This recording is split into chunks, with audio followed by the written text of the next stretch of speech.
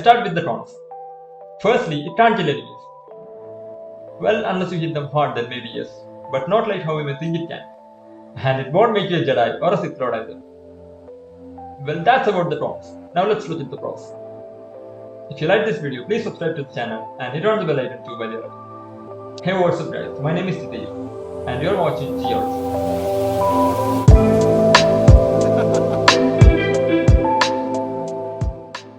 The light stick comes in this big white box. You can see the picture of the lightsaber, the light stick glowing blue on one side and the whole barn door setup on the other. You can see its name LC500R written there, and it's made by Godox, a popular photography accessory brand from China. If you don't know what this light stick is, it's a cool yet functional continuous lighting equipment for photo or videographers or Instagrammers and YouTubers to use in their channels. It comes in the shape of a stick like a lightsaber kind of, which can be used in multiple ways and scenarios. Comes out of the box is a dry carry case for the light, which to my surprise is of very premium quality. I really like the fabric finish and the color. It gives the character to the product. Opening the case, you can see the light itself, some paperwork, a remote controller and a charging adapter.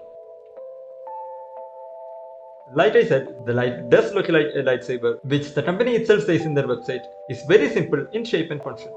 It has a handle with which you can hold in your hand if you are manually controlling the light. The controls and the buttons are all on the handle itself, which I will talk about later in the video.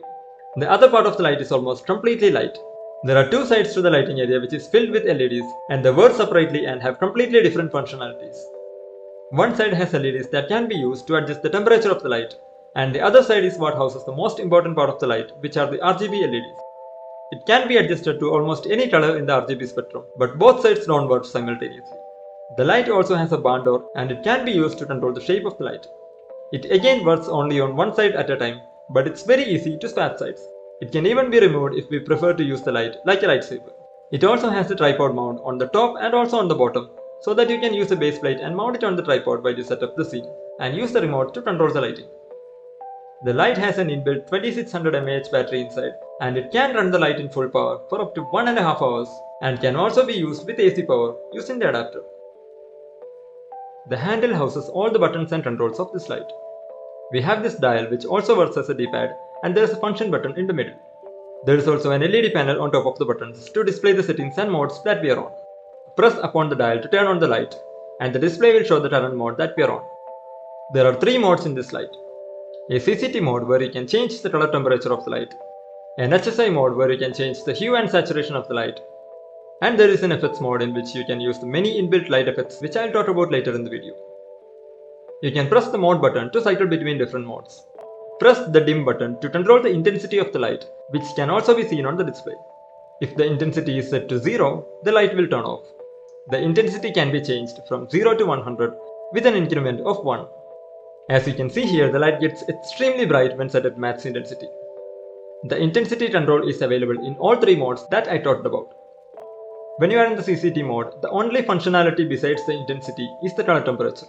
You can simply turn the dial to change the temperature ranging from 2500 to 8500 Kelvin. You can change the light temperature to yellowish by going down or to bluish by going up according to the demands of your scene. Press the mode button again to access the HSI mode or simply the RGB mode where you can change and set the light color to any combinations of red, blue and green. Besides the intensity, there are two controls here which are the hue and the saturation. You can press the function button to cycle between them. The hue can be adjusted to any number ranging from 0 to 360, where the 0 and 360 being red and all the other colors in between them. The saturation can be controlled between 0 and 100, where 100 is a fully saturated color and 0 is white. And finally, the CHGR button is used to change and set the channel and groups of this light to connect it with remote controls and with other lights if there are more than one in your lighting setup. There are 32 channels you can choose from, and you can pair it to up to 5 groups. You can use any number between 1 and 100 as a unique ID too, and there is an option to turn the radio on or off if you want to remove it from remote operations. The amount of remaining battery can also be seen in the display. The LC500R comes with a remote in the box, and it's with this remote is the best and easiest way of using this light stick. The remote has got separate buttons for almost all the functions of the light, and you can easily navigate through menus and settings with much ease and without even having to touch the light. The build quality of the remote, however, is mediocre. It's very plasticky and the buttons are kind of mushy. The remote takes two AAA batteries to operate, and it gets immediately connected to the light if they are set on the same channel. The one thing this remote cannot do is to turn on the light. The power button is simply there to put the light in sleep mode and to wake it back up, much like on a TV remote.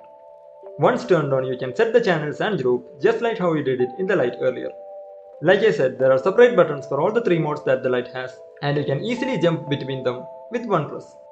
There is no dial here, but an actual D-pad that can be used to change the values of the selected setting. The function button does the same job it does on the light handle controls. You can change the temperature, colors and saturation with these buttons based on which mode you are on. To easily change the intensity of the light, you've got a separate plus and minus button as well. The one thing I found disturbing about these buttons is that the setting changes you do in the remote gets updated in the light only after you release the button. Unlike the dial on the handle, which when turned, the value changes were immediately updated in the light. But here if you press and hold the button and change the value, the change won't be reflected in the light until you have released the button. Which means, for example, if you are changing the light temperature from 2500 to 5500 Kelvin and you press the button and change the value, the light will immediately jump to 5500 and neglect all the values in between. This can be quite irritating at times when you are not sure about the exact value to go for. Below these, we've got dedicated buttons for 9 different colors in the RGB and 3 preset temperature values, which will come very handy if you have to jump from one color or a temperature to another just instantly, irrespective of whichever mode you are currently on. For example, if you are in the CCT mode and you press the red button, it will immediately change to the HSI mode and jump to that color and vice versa. This is one of the major upsides with using this remote control. You'll also be able to cycle through the list of all the effects mode with this remote as well. Speaking of effects mode, this is one of the best features of this light stick, and they are quite interesting in the many ways it can be used. You can press the mode button on the handle or use the effects button on the remote to get into this mode. As you can see here, we have 14 light effects built into this mode, and they work exceptionally and can be very useful in a variety of situations. Let me go through all of them one by one. First, we have a color changing mode, where the RGB lights will just cycle through all its combinations randomly. Second is a flash mode, in which the light will simply go off like flash guns, which can be used to create scenes with fake camera flashes in the background. Third one is like a laser show for dance and party scenes. The fourth one can be used to create scenes with thunderstorms and lightning, and it's really good and useful. The fifth one is like a CFL light with loose contact that keeps turning off and on.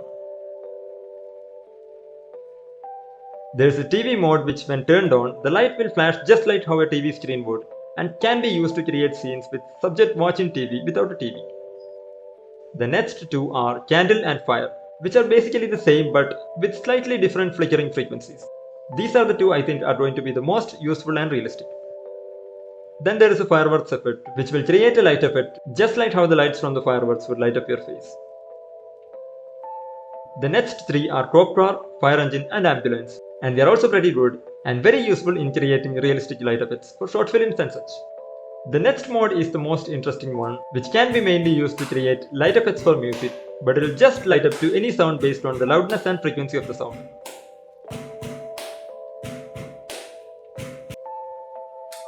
What's up guys, my name is Jidesh and you're watching JIOLOJI.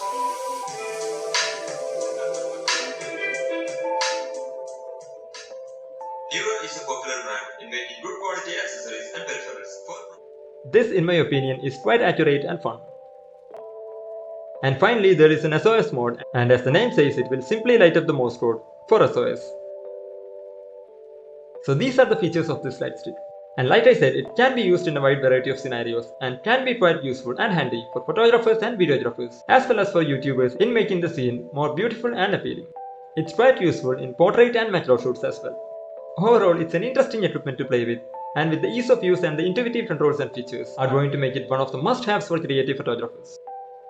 I hope you found this content useful and interesting, and if you did, then please leave a thumbs up, subscribe to this channel and don't forget to click on the bell icon too so that you won't miss my updates. If you have any suggestions or questions, please leave them in the comment section below as well. I wish everyone a very happy new year, and I hope to see you again soon in my next video. Ciao.